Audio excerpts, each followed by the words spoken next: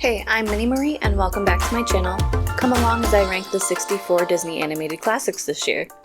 I'm ranking Disney movies, doobie-doobie-doo. Now, I want to make some clarifications as I continue to go along.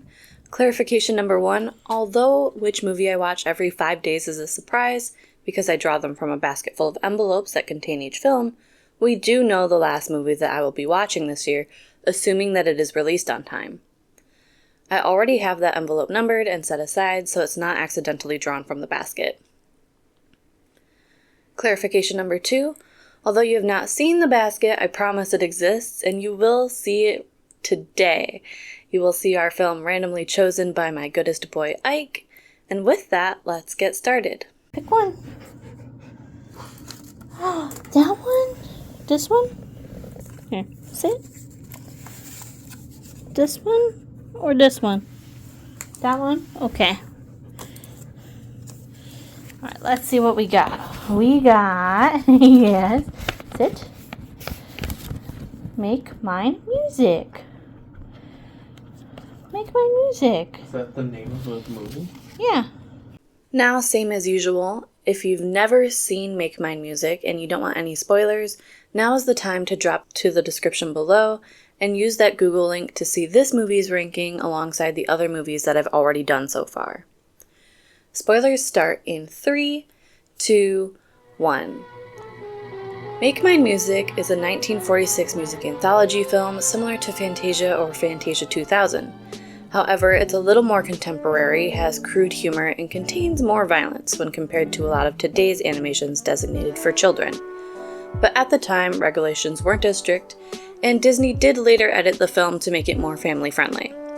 Now, if you're not very familiar with your history, this movie was being animated and released during World War II, during which much of Walt Disney's staff was drafted and those who remained were called upon by the government to make training and propaganda films. As a result, the studio was left with unfinished animations and story ideas. So in order to keep the feature film division alive during this difficult time, the studio released 6 package films, including this one, made up of various unrelated segments to music. A fun fact about this film is that it was released on Hitler's birthday in 1946. I don't know whether that was intentional, I just thought it was neat and I wanted to share this fact. Moving on, the animated film originally contained 10 segments, however, as I stated earlier, Disney edited the film by removing the first segment due to concerns about gun violence. And other edits they made were minor, such as changing the song to the second animation piece to Blue Bayou instead of sticking to the original idea of Clair de Lune. If you want to watch this movie on Disney Plus, you can, just remember you won't have access to the first segment. Now, watching this piece, only 4 of the 10 segments really stuck with me. The first one is 2 Silhouettes, which is a ballet piece. And with time here on my channel, I think you'll learn one thing about me, is that I do enjoy ballet. However, the reason this piece sticks out is because whenever I watch it, all I can see is Just Dance the video game. Which, I love Just Dance. Me and my aunt used to play it together all of the time, and we would do it until we had every song 5-starred. Now, I know it's not how the idea of Just Dance was born, but it feels like it because it's animated so similarly, and it feels like it could just belong in the first Just Dance game.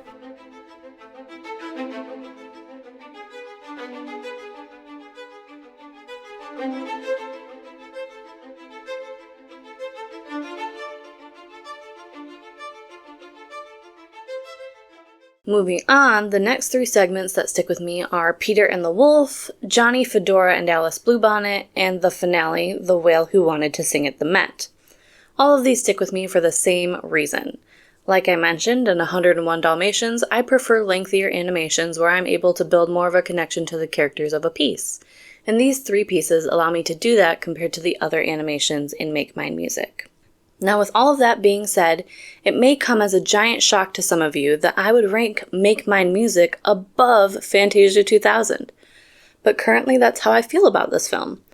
I will admit it was a tough decision though, so much so that I even slept on it.